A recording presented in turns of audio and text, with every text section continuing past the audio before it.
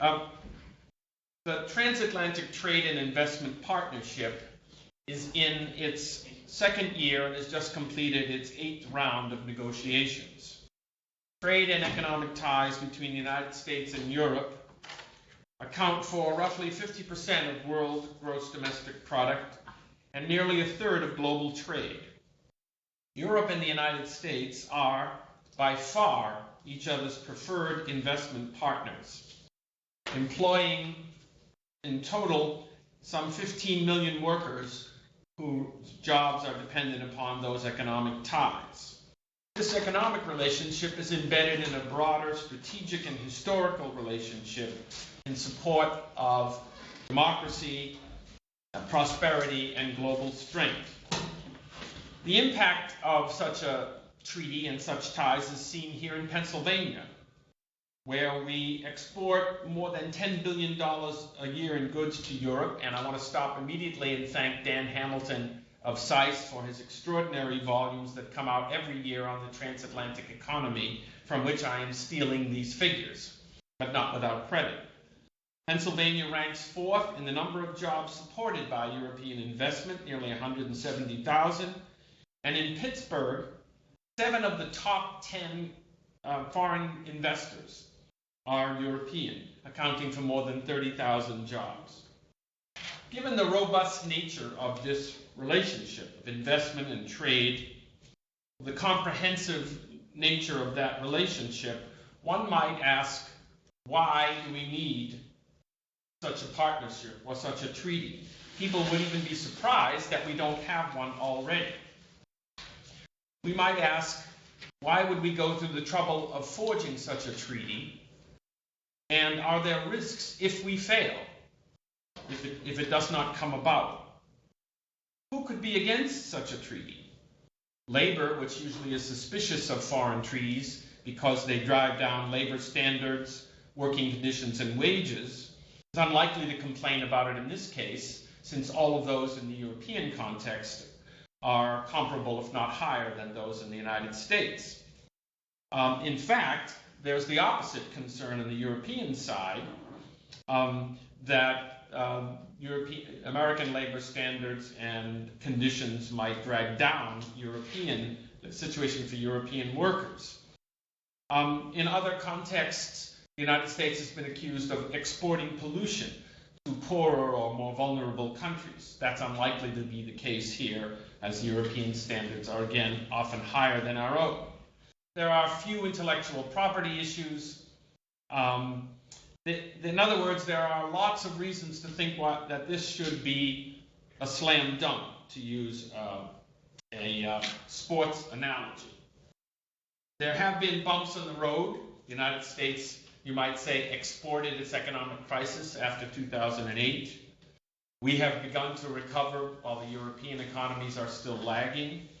There have been tests of our loyalty in terms of trust and spying on each other, which was something we would have preferred the world not to know. There are differences in how to deal with Russia, on energy, and the Middle East. Nevertheless, overall, this is a fairly robust and strong relationship, which wouldn't seem to need a treaty, and yet we are pushing one forward. However, despite the announcement with great hoopla given by President Obama and then Commission President Manuel Barroso, we are slogging through the details, and instead of finishing it on, quote, 1 tank of gas, which was what was expected, we may in fact run out of gas. And the election season is not far away, may doom the presence of this treaty, or it may die the death of 1,000 cuts. And we need to consider what the impact of that is. To do so, we have invited, and graciously our panel has accepted, discussing these topics, and I'd like to introduce them before I pose a question. Dan Hamilton is the Austrian Marshall Foundation Professor and Director of the Center for Transatlantic Relations at the School of Advanced International Studies of Johns Hopkins University in Washington. He is also our colleague as Director of an EU Center of Excellence, and as I mentioned, puts together the volume every year on transatlantic economic relations.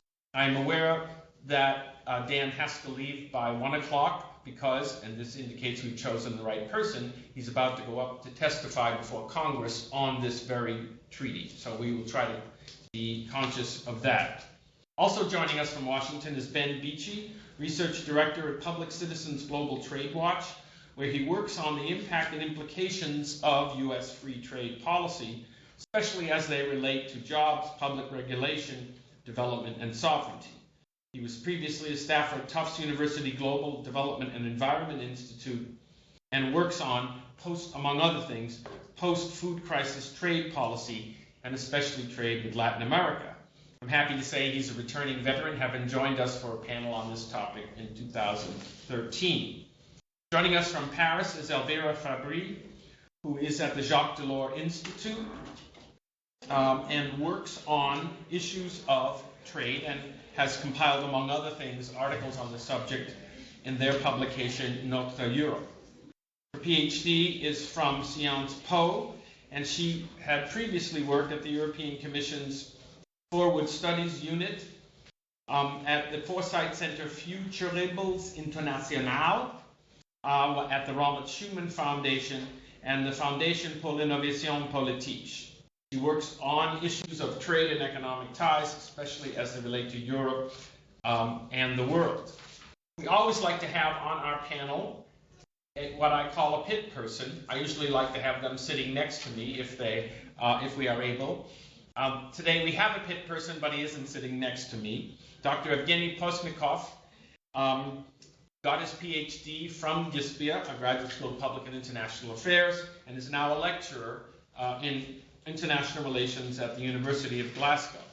He works on, his dissertation focused on social standards in EU and US preferential trade agreements, and he has published in the Journal of European Public Policy and the Journal of European Common Market Studies, but probably the apogee of his entire existence was his service here as our research teaching fellow at our center. So welcome to you all.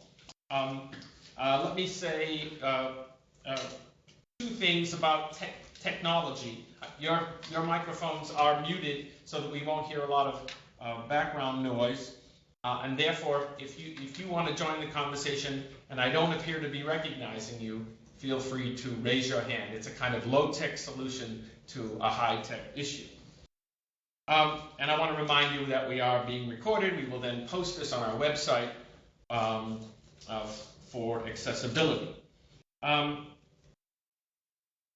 let me start with you and ask the question I raised at the beginning.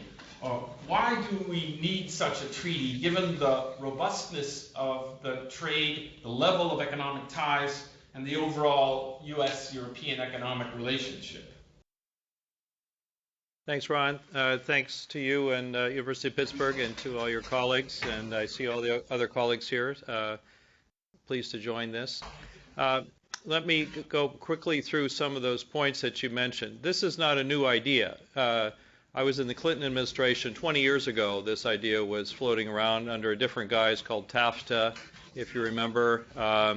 But there were two arguments at the time that really stopped it from moving forward. One was, as you said, this is too small.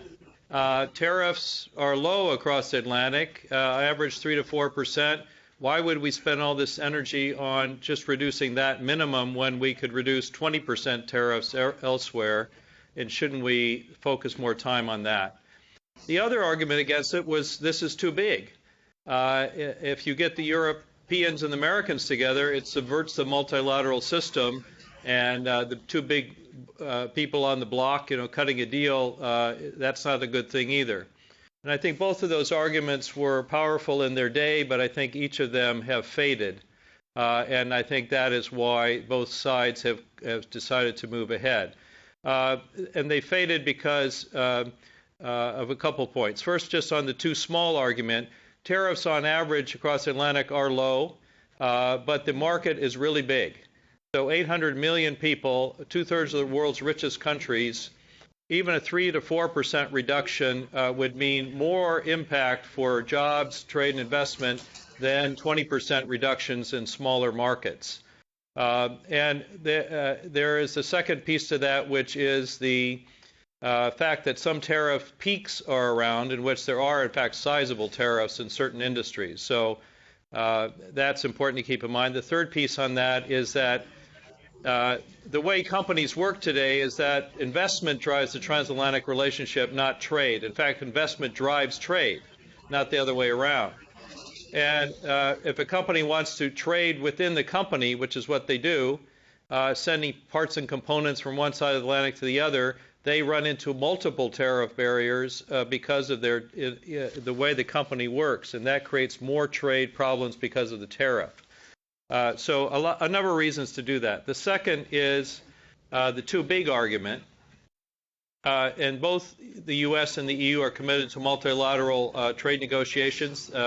If they had a belief that the Doha round would be successful, they would be back at the table. In fact, they are at the table. But it's not going anywhere after years and years and years.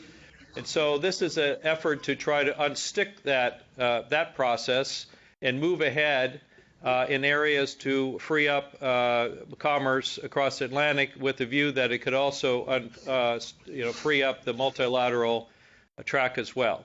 So in terms of why do it, I think it's misleading to think of this as just another free trade agreement. This is not another free trade agreement. It is breaking ground in a number of new ways that one has to keep in mind, because to keep it in the free trade discussion, to reduce it to that, will be very misleading.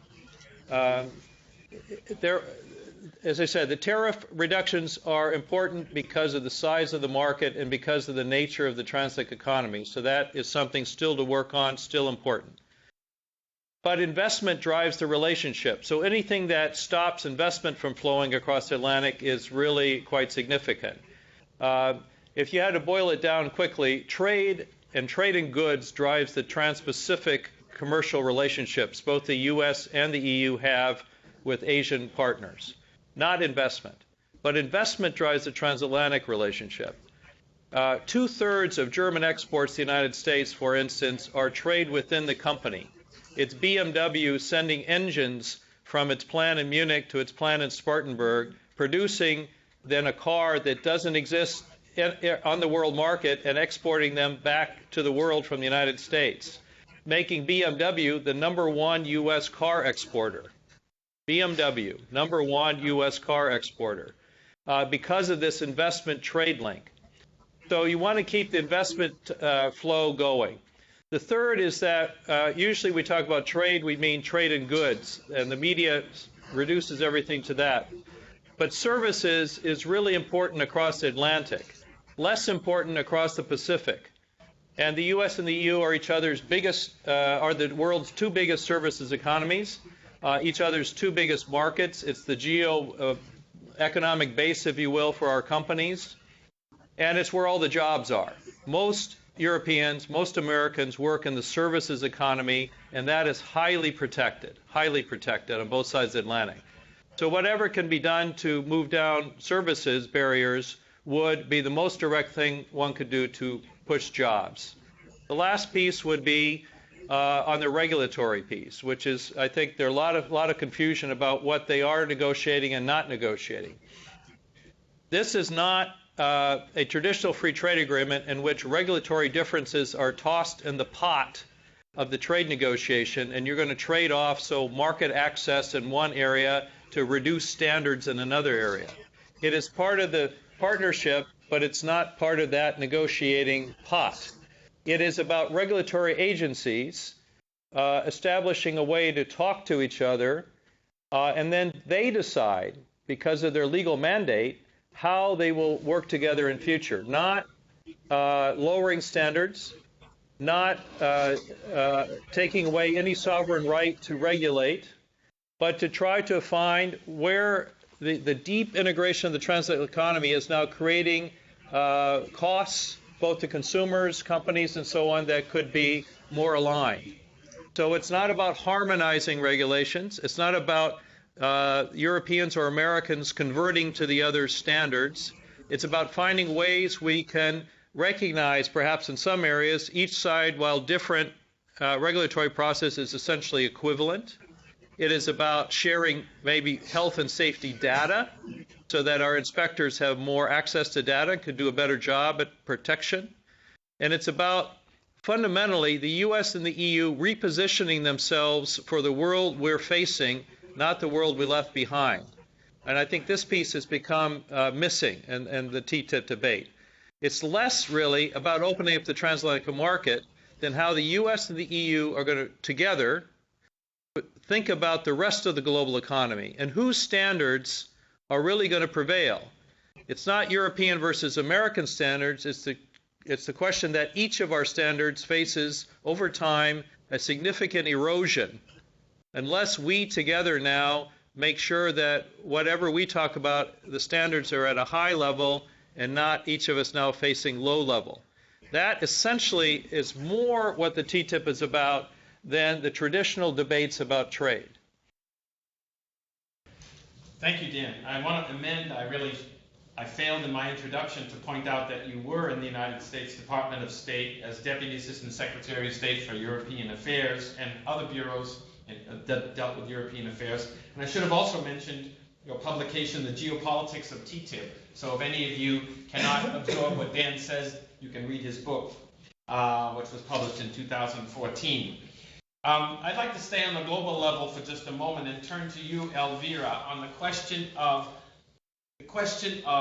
the richer powers. You could imagine this looking like, to the rest of the world, a deal among the rich, which will, as proponents say, support standards, but to other countries look like we are driving them either out of the trade picture or forcing standards that they cannot possibly meet and therefore excluding them.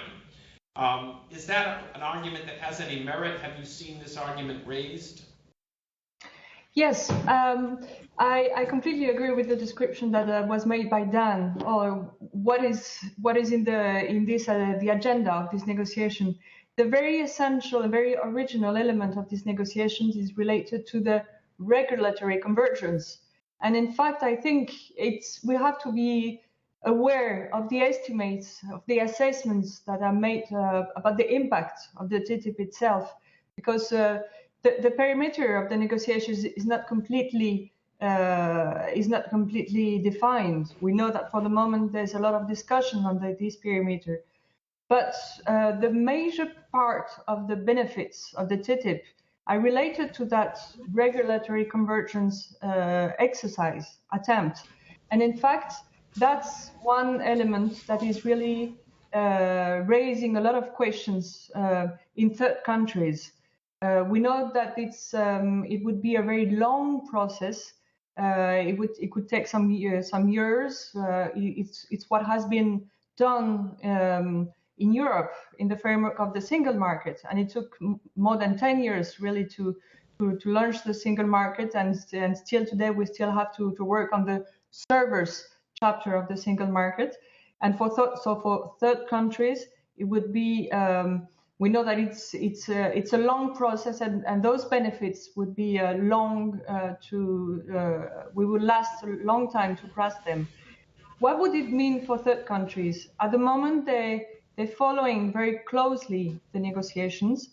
They're trying to see to anticipate what sort of risk of trade diversion it could create. Of course, in relation with the suppression of the tariffs, but also what would be the impact for them of that regulatory convergence process.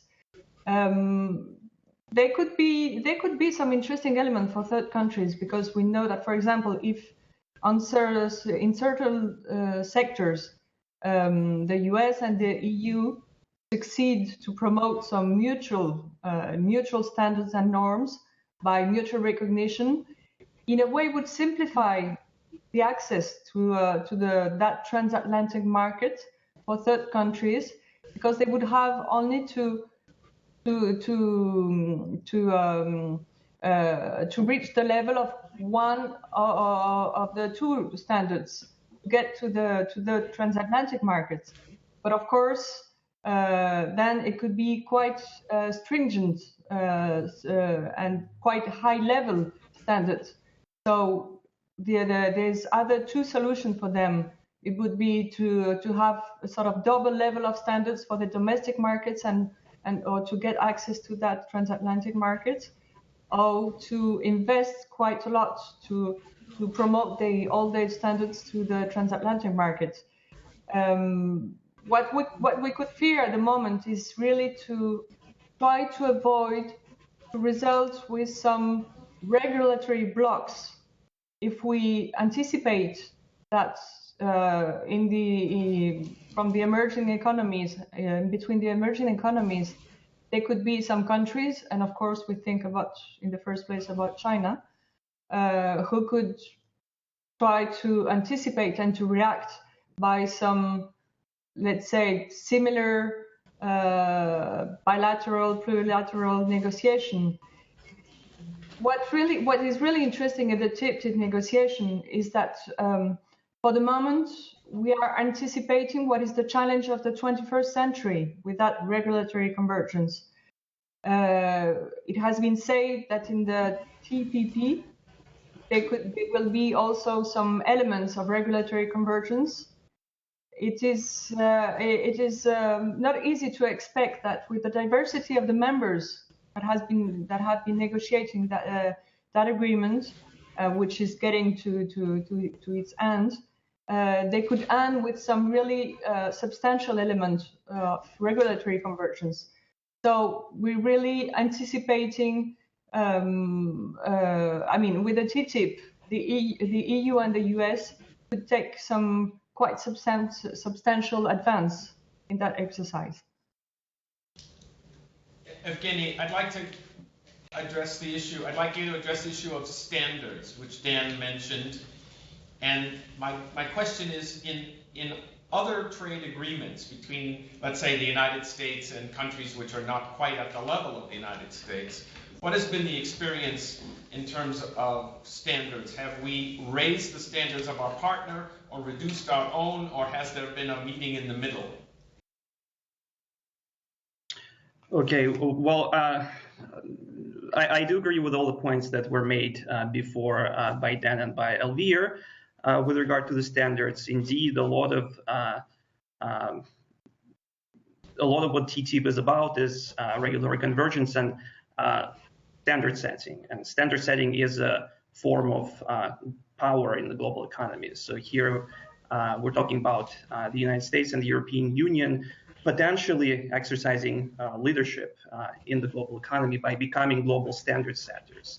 So the bigger question here is, on whose terms will the global trade be conducted? Now, with regard to other agreements, the effect has been quite variegated. So North-South trade agreements do lead to regulatory convergence, and it's usually race to the top, not race to the bottom.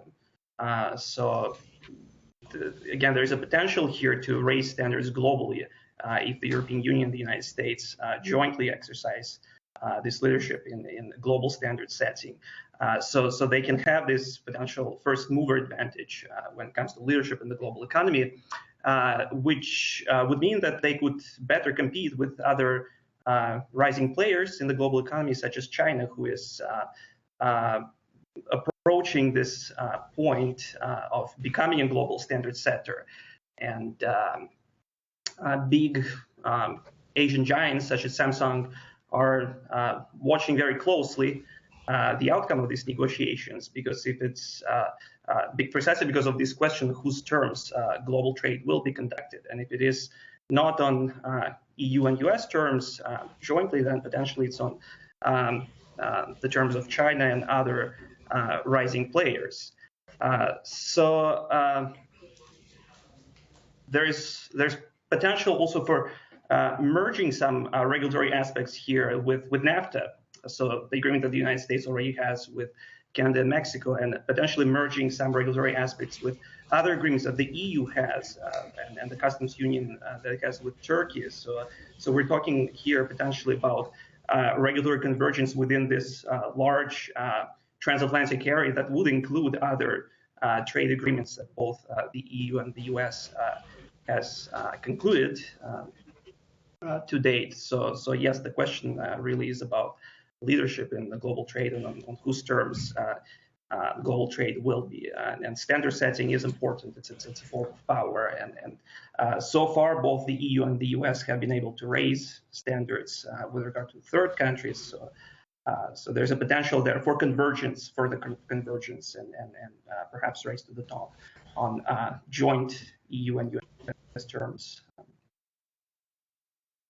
Ben, you have worked on the issue of trade and the environment, and one of the arguments, the critical arguments we've heard coming from Europe, is that since American standards on environment are typically lower regulatory standards than Europeans, they will be engaged in a race to the bottom, that the standard will indeed converge at a lower level, or American companies and American business interests will object to it because they're now being forced to apply standards that they currently do not have to apply, and therefore will be opposed to the agreement.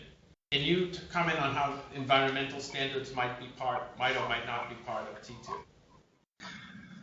Sure, happy to. And in doing so, I think I can address a couple of the broader points that have been made. I mean, the broad takeaway, I think, on TTIP is I agree with Dan said at the beginning that this deal is not principally about trade. The proponents and even the government officials that launched the renewed negotiations of this deal said it was about primarily, quote, elimination, reduction, or prevention of unnecessary behind-the-border policies. And that is, it's those kinds of statements, I think, that have generated a lot of concerns among not just environmental groups, but groups concerned with food safety standards, product safety rules, domestic financial regulations, data privacy, since it's not clear exactly which behind-the-border policies are up for negotiation. Now, as Dan and several others have mentioned, there have been reassurances in response to popular criticism that, well, we're not going to try to harmonize standards. We're not going to rewrite EU standards to be to the lower level in the US, or the US and to be to the lower level in the EU. But what we're gonna do instead is have quote unquote regulatory cooperation. Well, if you look at the most recent proposal from the European Union on what they mean by regulatory cooperation, we find a lot to still be concerned by. The regulatory cooperation proposal is it's amazingly vast in scope. It explicitly would subject any regulation, any policy, any executive order, or even any statutory policy, that is any law in the United States process, primary legislation, to the stipulations of this proposed regulatory cooperation process. And it would require, of any size, mind you, it doesn't have to even be a significant one to be subjected to the overall regulatory cooperation process.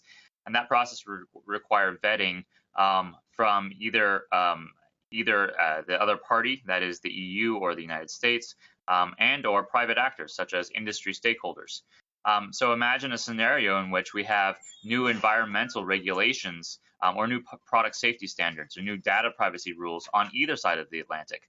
And before those can be enacted, even if it's a law, even not just a regulation implementing the law, the primary legislation would have to go to the industry stakeholders on the other side of the Atlantic and say, is this okay with you? Please register your concerns with this. At minimum, that would delay the process, delay the enactment of new financial regulations, new environmental standards that most of us agree are needed, because it would give industry yet another opportunity to push against those regulations. For the most significant regulations, the regulatory cooperation proposal from the EU would actually require them to be subjected to an additional cost analysis. In the United States, we already have cost-benefit analysis, and that typically slows down, if not halts, and or weakens environmental, financial, product safety standards. Here, for any new standard you're coming up with, whether it's a new safety standard for a child's toy, or new anti-tobacco control policies, or new environmental regulations concerning fracking, any of those would have to be subjected to a trade impact assessment because they would be presumed to have a significant impact on trade.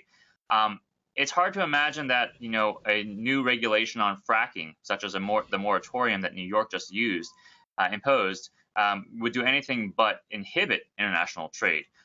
It is by design inhibiting international trade.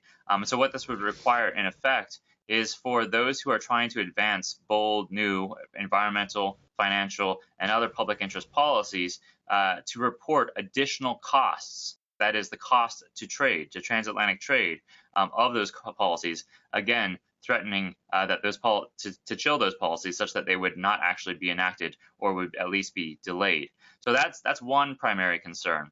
A second is, and I know we're going to get to this in more detail, so I won't go into the full extent of it, but the investor-state dispute settlement mechanism that has aroused such uproar about this deal is very concerning.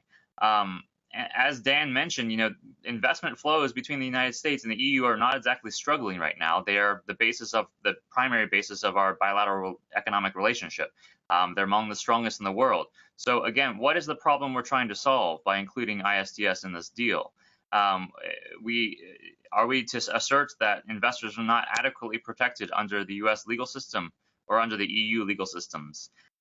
If not, then why put in broad obligations that foreign tribunals have interpreted as requiring even governments to not frustrate the expectations of foreign investors?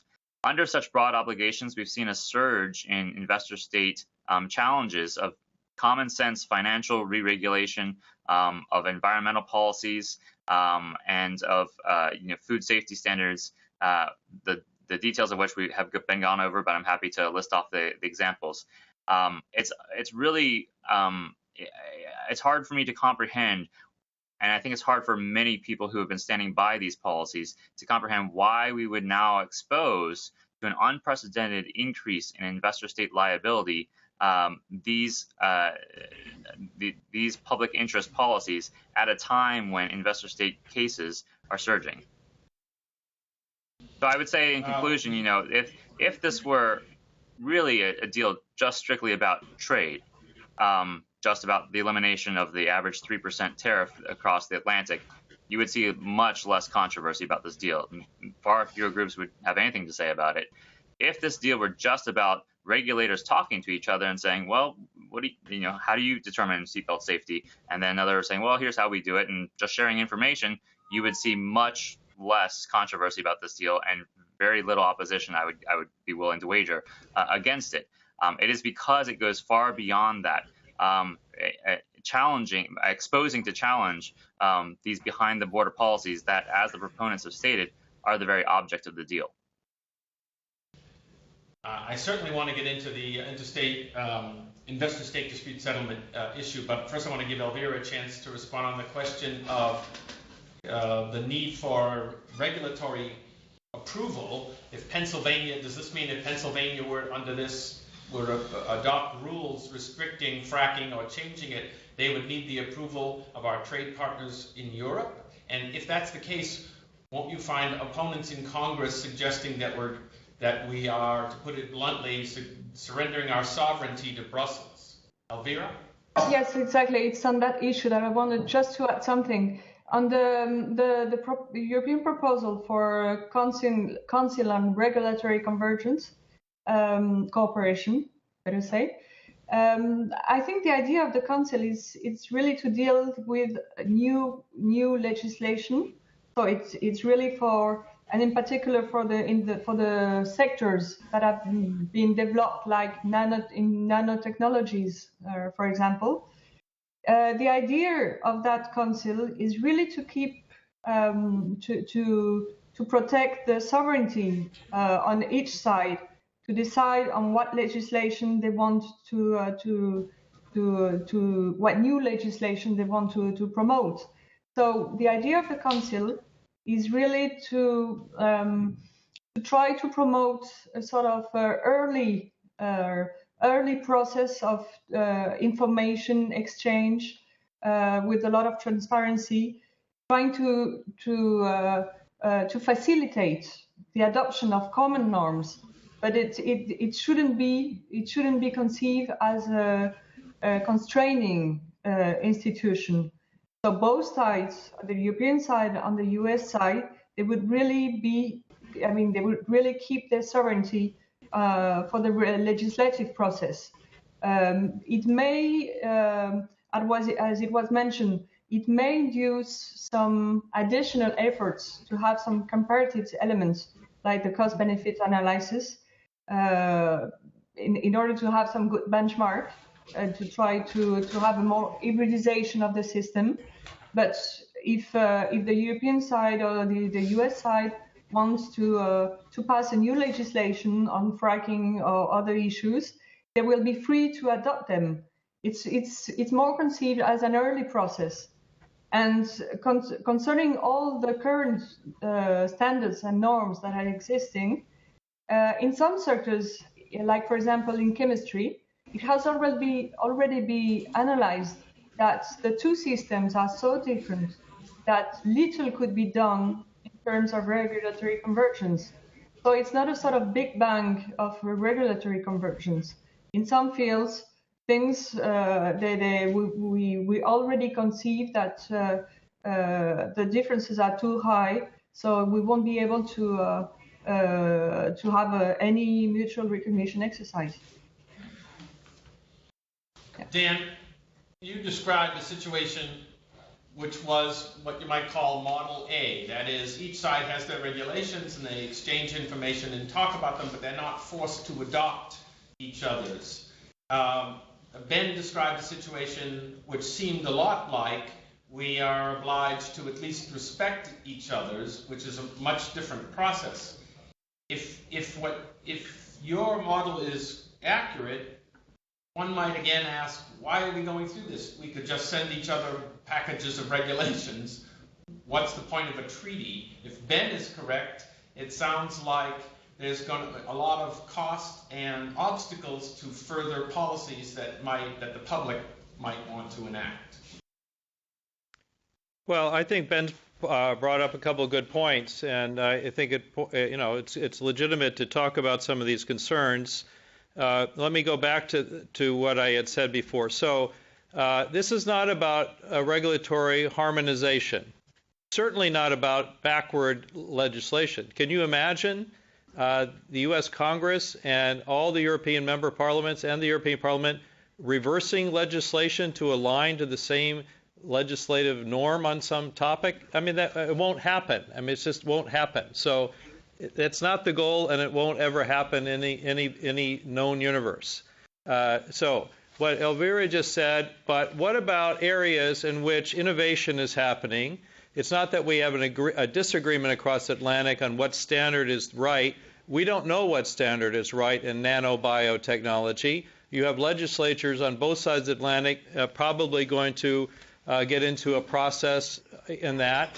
Maybe they should talk to each other. That's the point. It's not just the regulatory agencies. The legislators' dialogue is an important piece to this too. So there is accountability, and that those who write the laws are also aware of things.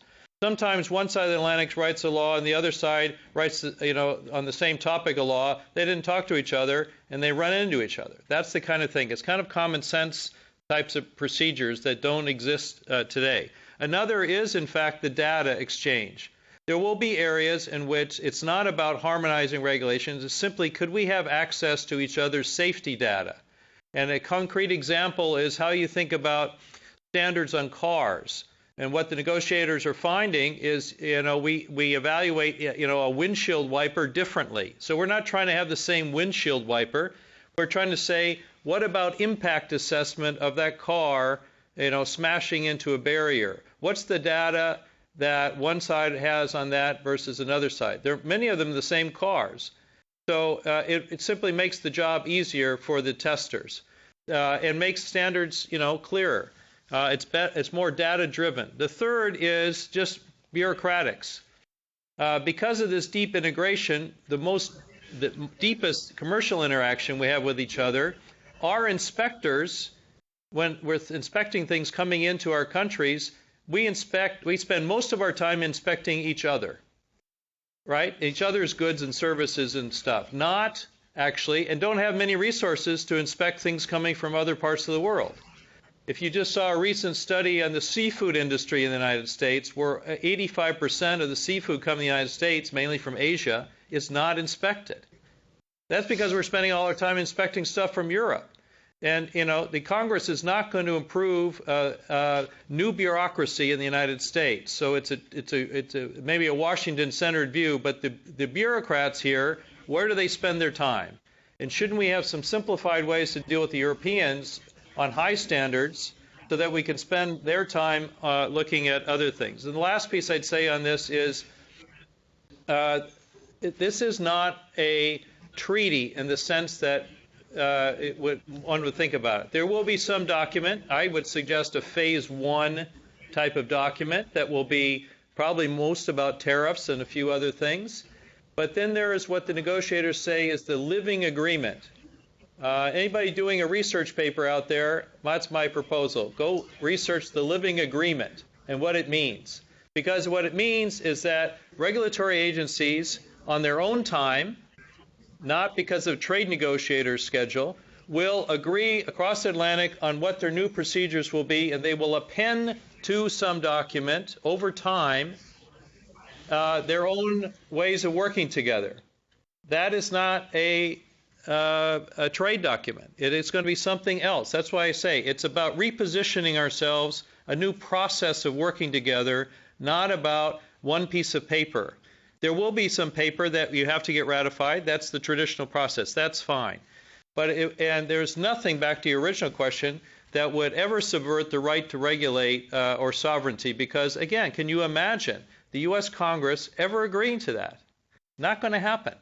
And I'm sure in Europe it's the same point. So I think Ben's points are right about standards and things. And if that's the EU negotiating text, this very overreach document, a regulatory, that's not going to happen either. So, it's a negotiation. You can see maybe what bureaucrats are trying to do, but that's very far from what we're going to end up being. My point is just that many of these issues, also the ISDS issue, is not only about what we are doing with each other. It's how each of us should work together about standards and norms globally.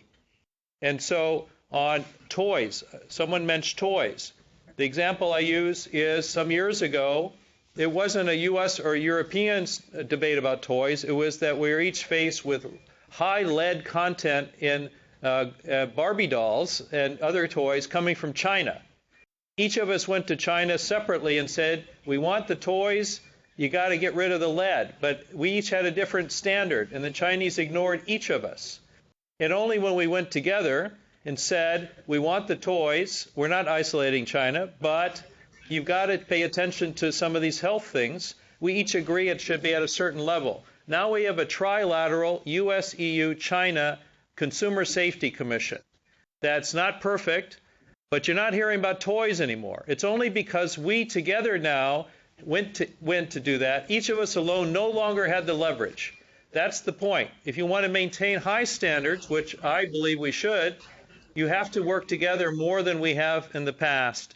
And the ISDS is the same thing. I'm not wedded to the kind of things that the business community is talking about because we each have robust legal systems.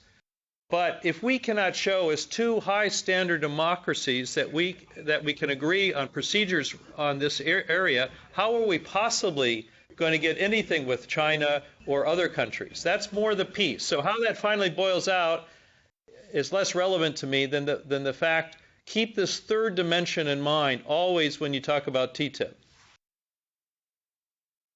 Thank you. I'm glad you mentioned people doing research papers, and I want to remind people that might be doing this that if you want to ask a question, you should send a tweet to us at EUCEESC, hashtag PITCOE, and we will be happy to pick up on your question and post it. I want to broaden this. I don't want to leave the juicy topic of ISDS too long, but I do want to broaden it. Dan, you mentioned, and Elvire, you mentioned also, these are negotiations. The texts have been discussed, but one of the suspicions among some parts of the American public is that this whole process has been hidden. The American public, according to Pew's latest survey, favor TTIP, but not by a huge amount, 55%. And they used Germany as a comparison, and the margin there was even smaller, 53%. Part of the reason is that it's not been transparent. Documents have been leaked. The US has never released an official negotiating text, while the Europeans have released a dozen or so of these.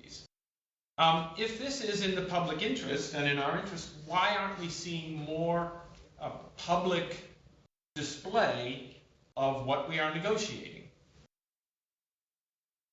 Ben? I have the same question. I think my only concern is that you didn't invite the U.S. trade representative to this debate. I think that's a great question for them. It's something actually we've asked them, and actually members of Congress have asked them to please make available, at minimum, the U.S. proposals for this agreement to the U.S. public. At this point, U.S. citizens, the U.S. public, has more knowledge and access to the EU's proposals for this deal than to our own government's proposals. That's just kind of silly. I mean, for an agreement that's supposed to be a 21st century agreement, why can't we see what our own government is proposing for this, for a trade deal that goes far beyond traditional trade, as the proponents of it readily acknowledge? Given the leaks that we have seen, we're quite concerned, as I detailed a few of those concerns earlier. And so it only raises suspicions, of course, if we're told that just trust us. Meanwhile, there are literally hundreds, there are more than 500 official trade advisors in the United States that have privileged access to U.S. proposals through a secure server, and privileged access to our negotiators. These are the official trade advisors. And I just looked at the list a couple weeks ago. 9 out of 10 of them explicitly represent industry interests. There are 11 that represent 11 out of about 540 trade advisors that represent any family farm, consumer, public health, or environmental groups. It's hard to think with those kinds of with that kind of imbalance, that the public interest is really being represented in these secretive texts. And so, yeah, we're calling for more transparency. And for the EU, we think it's great that the EU proposals have been put on the table. At some point, particularly as negotiations progress, we're going to need to see the actual consolidated text. That is the text that is currently on the negotiating table, not something that was put forward a couple of years ago.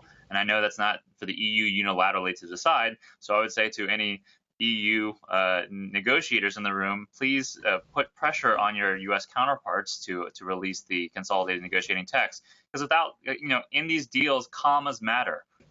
This is a particular legal text in which words have very specified meanings, and we need to see those words so as to know what to make of the impact of this prospective agreement on environmental protections, financial protections, and the public interest.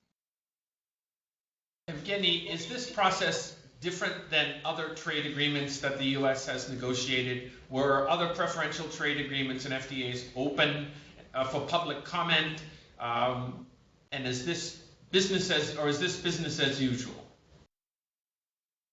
I would say this is actually even more open than usual. So previously, agreements were the texts were kept in secret, and this is something that civil society organizations always complained about. So we do see a lot more transparency here, I think, and then there's definitely greater public concern.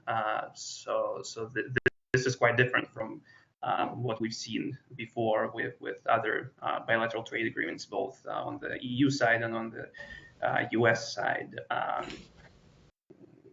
Now, as far as these differences, So potentially, they're more severe here, of course, than in other trade agreements, just because we're talking about two roughly equal players with roughly equal bargaining power. And when it comes to social concerns, so I think they will be even more important here, because really the issue here, when you look at things like ISDS and the public concern there with regard to public services and potential impact on public services, and you look at environmental standards, labor standards. So the big question here is about the differences in two respective models of capitalism and state-society relations. So I think these disagreements here are much more severe than in previous agreements. So we do see probably also more severe disagreements among civil society organizations and businesses here, right? Who businesses want ISDS clause and civil society organizations don't, right? So civil society organizations in the EU are not opposed to the agreement per se, but they are quite opposed to this ISDS clause, same in the United States. But I believe we do see much more transparency here now when the TTIP is on the negotiating table than was the case with the previous agreements. Elvire, Northern Europe wrote a report on ISDS. I think you said it was called "The Devil is in the Details," and you pointed out that there have been hundreds, thousands of bilateral trade agreements, many of which include some form of arbitration of disputes. But you also pointed out that the United States has many of these, and with the explicit ISDS clause in them, 57, I think you said, but Europe has virtually none. That seems to be a huge distance to be transpired by the two sides, and especially given the almost allergic reaction to the public once they hear about these tribunals, could that be a deal breaker? No, as you said, for the estimates of the UNCTAD are that almost, I think it's something like the 93% of the existing bilateral investment agreements, treaties, have an ISDS included in the ISDS clauses in the agreements, and Europeans have already signed something like 1,400 bilateral agreements, which most of them have an ISDS mechanism. So there's currently a very interesting debate, because we've been the European framework is made with this ISDS mechanism, and their existing mechanism. We're relying on those agreements, but we have a very intense debate at the moment in Europe. You have heard that the European Commission had to launch a public consultation last spring to consult the stakeholders on what they think about the ISDS provision, what should be changed, if we should include it or decide not to include it in the TTIP. In fact, the consultation wasn't on the idea to exclude or not the ISDS, but what had to be changed in the mechanism. However, since the adoption of the Lisbon Treaty, now that the European Commission has the competence on investment, it would have to resolve the fact that there's an important diversity of mechanism, of ISDS mechanism adopted by the EU member states. So the TTIP issue is a way to address those discrepancies between the member states' bilateral investment treaties. As the European Commission has decided to postpone the issue on the ISDS in the TTIP, for the moment we can say that the debate is a little suspended and negotiators have decided to keep that issue for the end of the negotiation. But it's really a very sensitive issue in the European debate. The ISDS is, as Dan previously said, about the, let's say, geopolitical dimension of the TTIP, is also a very concrete issue, because we have to anticipate what we would be doing with further negotiation, for example, with China. And currently, EU member states, there are 27 EU member states who have a bilateral investment agreement with China, including an ISDS. So what would be doing in the framework of the negotiation that we have launched with China for EU-China bilateral investment agreement? That will be the question mark. Dan, I want to get back to you because I know you have to leave, but my question on these is, critics have said that these are extra-governmental, extra-legal tribunals, people sitting across the table from each other will be mostly businesses complaining that their investment prospects have been hurt, and the public will have no access, and nations will have no legal recourse to the decisions of these tribunals. And therefore, we should be concerned about that. Can I ask you your views on that? Well, if the picture you just painted is what is being intended, we should all be concerned about it. It's a good thing that that's not what's going to happen.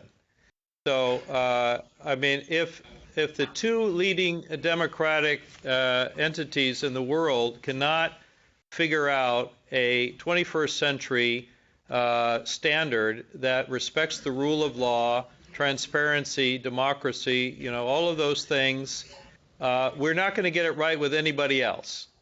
So we may choose in the end to drop this from the TTIP. That might be the choice.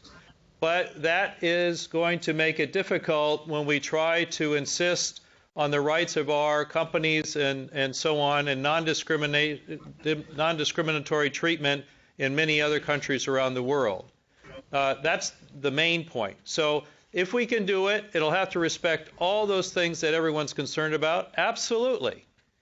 But here's an opportunity to, by doing it with the U.S. and the EU together, that will be the orientation point for all global discussions. And if we fail to do it, there will be no orientation point, and we will each be left back on our own, and it'll be far harder to get, the principle of non-discrimination asserted globally. That's our choice. As I said, maybe our debate is so engulfed by this that we're not going to do it. Fine. I don't think the TTIP is going to be dependent on this one clause, nor should it. So I think it's really, how much effort do we want to put into it? It's just striking when I look at it, all the real energy in Europe about this, even though, as Elvire said, the EU has passed, over 1,000 of these before. In fact, just did one with Canada, just finished one with Canada. And it was only when it was with the United States that somehow the debate started. In fact, no one was paying attention to any of the others. So there's something, there's an inter-European debate going on that's actually it's not about the United States really. It's about, as she was saying, shift of competencies to Brussels, a debate of what type of Europe do you want, who makes decisions. TTIP is used sort of as a surrogate for that inter-European debate in some cases. So we're part of that. But I think we should understand that half of the debate is really about that and not always about the issues themselves. Ben, here's your home run pitch. Thank you, can I just Ron, since you mentioned the study, we do an annual survey of the transatlantic economy, all the jobs, trade, and investment. Each of the 50 states, including Pennsylvania, sourced from Europe and all of the EU countries. It's being released tomorrow. So it's on our website tomorrow. There's a big presentation by my co-author in Brussels tomorrow, and it'll be available. So. Thank you, Dan. I had to rely on the 2014 study, and I'm glad the new one is out. Thank you. Good luck. I'm sorry to have to go. Yeah, thank you. Bye. Ben, here's your home run pitch on ISDS. All right. Well, I'll give it to you then.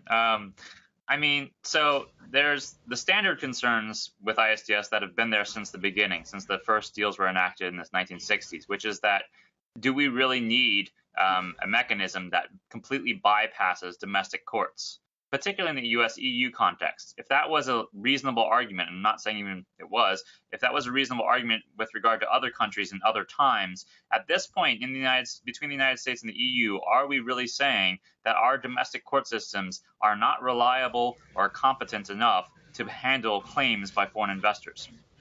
I don't think that's probably the allegation of the United States with respect to its EU counterparts, or vice versa. So again, what are we trying to fix? The bigger problem is that this actually undermines rule of law as opposed to creating it. Why does it undermine rule of law? Because instead of going to courts with professional judges, the ISDS tribunals have a notorious track record of not being accountable. It's actually by design. There's no system of precedent, no system of legal precedent that an ISDS tribunal has to appeal to in rendering their decision. There's no outside appeal mechanism. And even the inside appeal mechanism, you can't appeal on the merits. So their word goes. And these tribunals have conflicts of interest, which are well known. These are three private lawyers sitting down and deciding, without being bound, with wide discretion, to determine what these rather vague terms written down as foreign investors' rights, what they actually mean. And so they've taken such a term, for example, as a minimum standard of treatment, that a foreign firm must be given a minimum standard of treatment. Who could argue with that? Like, yeah, of course, a minimum standard of treatment, but what does that mean? These three lawyers have come up time and again in different cases with varying interpretations of that, making it very difficult for a government to know what exactly it is signing up to. What obligation are we obliging ourselves to when we say, yeah, we'll give foreign investors a minimum standard of treatment? Turns out the governments themselves have very little say over what that means. It is these three private lawyers who get to say. And in some cases, they have determined that the minimum standard of treatment means that if you do something to alter the regulatory framework that frustrates the expectations that the investor held before they made their investment, you have violated their foreign investors' rights. That's a going interpretation of the most used. This isn't some arcane part of investor-state dispute settlement. This is the most used claim in ISDS and the most successfully used. So, an oil company that maybe did not expect some new carbon controls, or a financial firm, a bank, that did not expect what the EU or the US is doing to re-regulate finance after the financial crisis. Those would have frustrated their expectations. They could launch ISDS claims. And this is not, unfortunately, at this point, hypothetical. And this gets to why I think, to get to the question of why are we now seeing such an uproar around ISDS, it's because we've seen a surge in ISDS cases. And again, and it's not just the number that's increasing, but the range of policies being attacked have increased as well. In the first 3 decades of the entire investor state system, you saw cumulatively, total, over 3 decades, 50 cases of against any government, under any deal, under any of the thousands of deals. In 2011, you saw 50 cases. In 2012, you saw more than 50 cases. In 2013, you saw more than that. So we've seen more cases being launched each year than in the entire history combined of this system. So there's been an upward surge of these cases. And again, these are not cases about like expropriating your land or your factory. This is like Lone Pine launching its case right now against Canada for having a fracking moratorium. It is Philip Morris launching its cases against Australia and Uruguay for having tobacco control policies that the World Health Organization has praised as leading examples that the rest of the world should follow. It's Vattenfall launching 2 cases against Germany, one for imposing carbon emission standards on a coal-fired power plant, and one for its decision to phase out nuclear energy after the Fukushima nuclear disaster. You have a case against increasingly financial cases. You have a case against Greece right now brought by foreign investors against Greece because of the haircut that they had to take, a haircut that was required by the bailout package that the IMF required Greece to take in order to get the bailout. So Greece takes a bailout package and imposes haircuts mainly on Greek investors but a foreign investor uses an ISDS case to launch a case against Greece and say, we have special rights, more than the domestic firms who can't launch such a case. We have special rights as foreign investors, and we are entitled to some of that money back. And so it's because of this increasing scope of policies being challenged, the increasing number of policies, and frankly, the increasing amounts that are being demanded. We had a couple $1 billion case against Ecuador just a couple years ago. That is why you see this parallel surge in concern about including ISDS and TTIP. And there's something about TTIP itself. EU governments have every reason to be fearful with regard to including ISDS in an agreement with the United States. U.S. firms are by far the most litigious firms in the world, the most active and aggressive users of the ISDS system. They beat out firms from the second biggest country by more than twice as much if you look at the number of cases. Germany has 3 times as many investor-state pacts as the United States does, and yet the United States firms have launched 3 times as many ISDS attacks against public policies as German firms have. That is, we are by far the most aggressive pursuers of ISDS cases, so there's good reason to have pause with regard to the United States. As in terms of why, the point that is often made is, well, okay, so maybe we don't need this for the United States and the EU, but we need it for China. Well, for one, I think we should probably judge each deal on its own merits. What would this inclusion of ISDS mean for this deal? What would it mean for EU and US policies that would be challenged? Secondly, I don't really buy the China argument. Right now, the United States is trying. Right now, China is trying to get the United States to sign a bilateral investment treaty with China, an ISDS enforced pact. The demandeur in this relationship is China, not the United States at this point. China has it's to such a point that the United States has placed conditions on China being allowed to join this ISDS enforced pact with the United States. We're saying unless you make progress, for example, in the International Technology Agreement, you can't sign up to this pact with us. So I don't think we're going to have much problem attracting China to join into an ISDS pact if that's the real aim here, even if we do not include ISDS in TTIP. So I don't really buy that counter argument. Elvire, Notable Europe did a comprehensive study of ISDS agreements, and the data that I saw seemed to support what Ben said in terms of the huge increase in the number of cases. Yes. Does the data support his argument about the United States and the dangers this poses to public and national governments having a say? Yes, undoubtedly, it's that increase of complaints of cases. All of them have not been concluded, but that increase for at least of complaints that are even pushing some countries to step back. In India, in Pakistan, they have decided to resign or not to renew the treaties which had included some ISDS mechanism. There's at the moment there's really some debates in all the world. It's not only in Europe mainly, or more recently in the US, where the debate is also increasing. I just wanted to mention one third option that is that has been recently proposed by Viviane Reding, a former European Commissioner, which is now in the Trade Committee of the European Parliament. She's talking about, proposing the idea of a permanent court, which would have for the moment the status of a transatlantic permanent court, which could have some permanent judges financed by public finances. The idea of this proposal would be to anticipate what could be in the future, try to promote at the multilateral level, which is not possible at the moment in the multilateral framework. But the idea would be to initiate that sort of international or transatlantic permanent court for investment, specifically for investment, with the idea further on to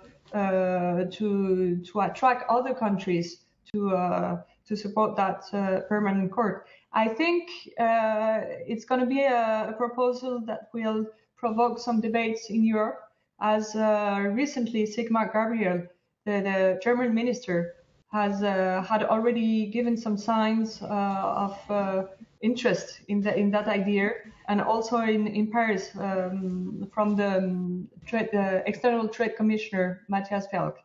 So I think it's something that is going to be discussed.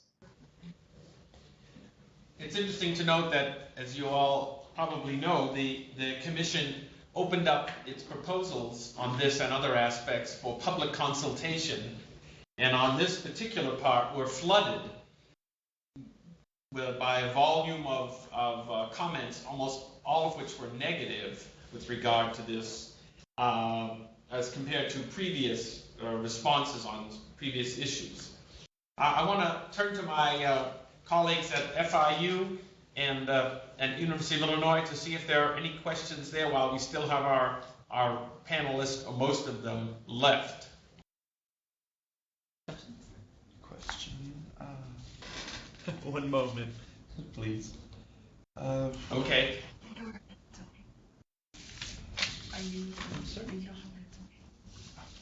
Well, We're good. never mind. Thank you. Okay.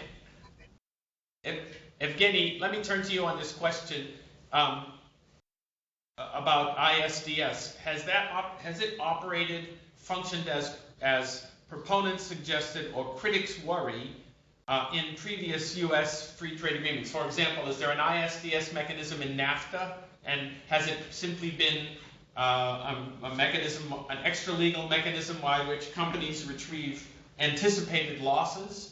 Or is it something that people are overly concerned about and hysterical even? Well, this has been a constant feature of U.S. Free trade agreements signed to date, and the European Union has taken a slightly different approach there. So, yes, so this is something new, I would suggest, for the European Union. Perhaps that's why it's generating so much uproar in the European Union, right? And you said some of it might be hysterical. I probably wouldn't use this word hysterical, but it's an easily politicized issue. So of course here in the UK, this has generated a lot of concern among the public and politicians, and because of the potential effect on the NHS. Because it's publicly owned and funded, but some of the services are contracted out to private providers. So if you open that up for competition and then try to renationalize it, so potentially UK government in this case can be sued. So now, of course, because of where we are in the election cycle, and we have a general election coming up in May of this year. So this is, and NHS is an easily politicized issue. It's a sacrosanct issue in Britain. So this has generated a lot of debate, hysterical or not, but definitely the public is quite involved.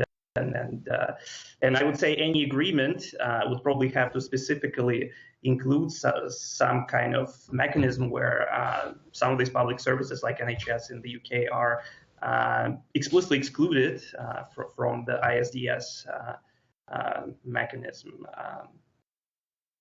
Right, you could imagine a situation, we haven't even talked about public procurement, but if, for example, public procurement were included, but a state like Pennsylvania passed a law on the state level saying contracts for road repaving and other public services could only go to Pennsylvania companies, then a private company could complain and take it to ISDS that their anticipated profits had been affected by this policy and sue or before these three lawyers to get such a policy passed by the great legislature of Pennsylvania overturned, I would think. Maybe that qualifies as hysterical, but you could see how, with the public excluded and no recourse, the range of such anticipated loss claims could be very substantial, and would also, I think Ben has made this point in other writings, even inhibit public interest groups from raising them for fear that they could be liable in some way. But I want to end by asking each of you just to address the somewhat broader question, which is, how significant do you think this is to the overall U.S.-European relationship? Some people say, well, this is fulfilling. It's kind of a capstone. Dan called it a reassurance agreement, and the second transatlantic anchor. Is it that crucial if we have actually had a substantially good relationship and substantial trade without it?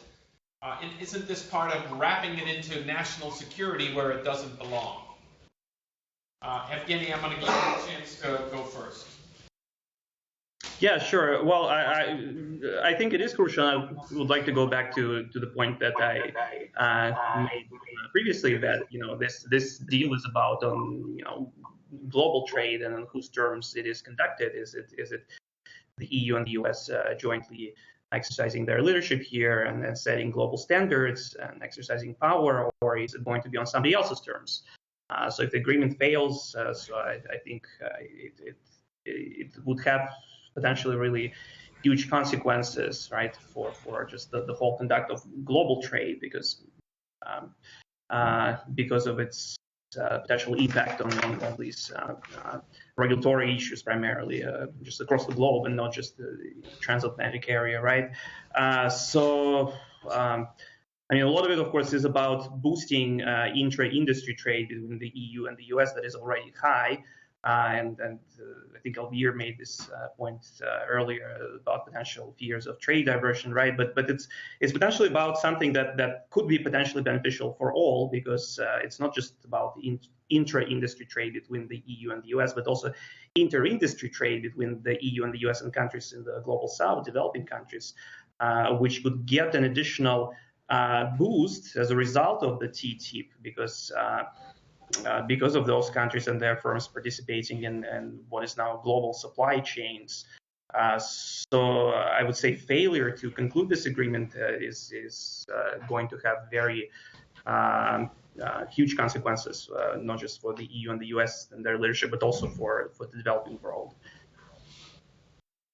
Ben, what's your take on that? I would say that this particular agreement is two things. One, the actual economic impact that we're talking about from TTIP that's projected by TTIP's proponents is really not that much. If you look at the studies looking at the projected GDP gains from TTIP, even if you accept the levels of assumptions, the layers of assumptions used by these studies to create their projections, the resulting impact on GDP for the United States, for example, is less than was delivered by the iPhone 5. So it's not, exactly something to write home about. Yeah, it's a little blip.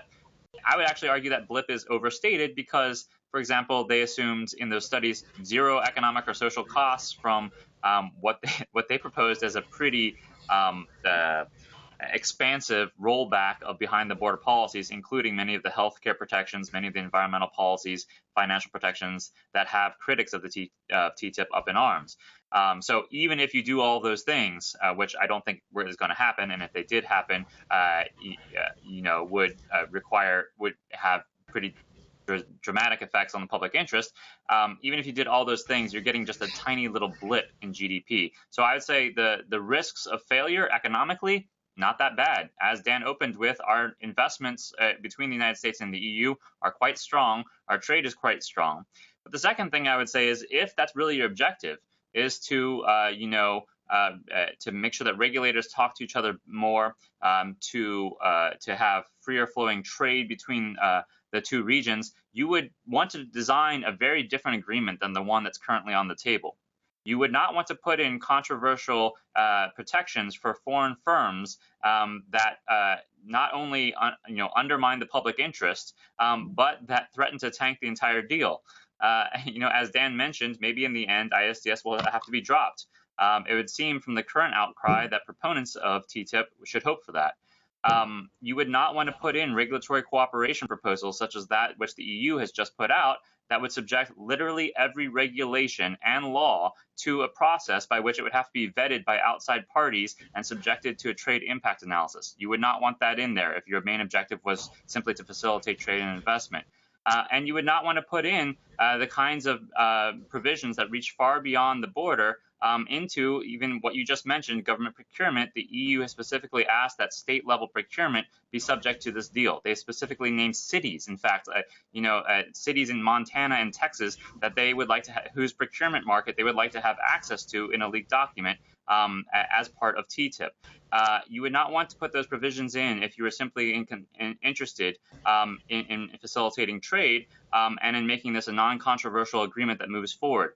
Instead, the agreement that's on the table is highly controversial because it does, in fact, include all of these provisions. Yes, we should have greater engagement between our economies. Yes, we should have greater engagement between our regulators. But if engagement between regulators was all we were talking about, we would be talking about something akin to the International Transatlantic Paperwork Reduction Act of 2015, not the deal that's currently on the table. We unfortunately are facing with something that is much more broad, much more expansive, and much more menacing to the public interest, which is why I think you find that we're in a level of controversy that proponents of TTIP did not expect. Elvire, I give you the last word. Thank you. Yes, we have to be careful with the assessment in numbers, and